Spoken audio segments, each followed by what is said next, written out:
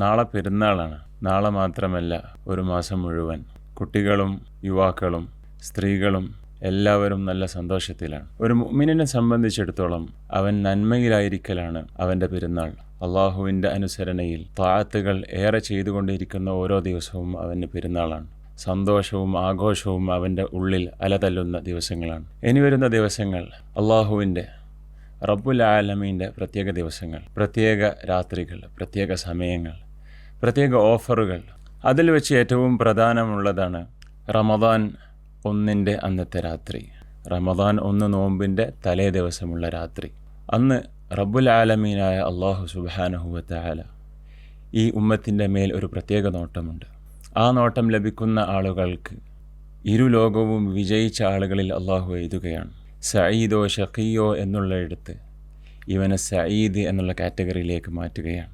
ഇവിടെ നാം ശ്രദ്ധിക്കണം, ഇവിടെ പറഞ്ഞത് അവൻ്റെ ദറജകൾ കൂടുന്നു എന്നല്ല, അവൻ്റെ പാപങ്ങൾ പൊറുക്കുന്നു എന്നല്ല, അവൻ്റെ ആത്മീയ അവസ്ഥകൾ മാറുന്നു, അവൻ അള്ളാഹുവിൻ്റെ ഇഷ്ടദാസന്മാരിൽ പെടുന്നു എന്നല്ല.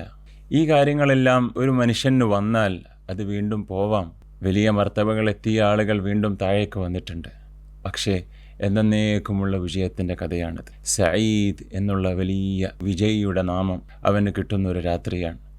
എത്രയെത്ര ആളുകളാണ് ഈ ദിവസം ശ്രദ്ധിച്ചതുകൊണ്ട് മാത്രം സുഅദാക്കളിൽ വിജയിച്ചവരിൽപ്പെട്ടത്. അള്ളാഹു ഒരുത്തനെ ആ രീതിയിലുള്ള അവൻ്റെ തൃപ്തിയുടെ ഒരു നോട്ടം നോക്കിയാൽ ലം യുഅദ്ദിബ്ഹു അബദ, അവനെ ഒരിക്കലും ശിക്ഷിക്കില്ല, അവനെ ഒരിക്കലും നരകത്തിൻ്റെ ആളാക്കുകയില്ല. എന്നേക്കുമുള്ള ഒരു കഥയെ പറ്റിയാണ് ഈ ഒരു ദിവസം നമുക്ക് എത്തിക്കുന്നത്.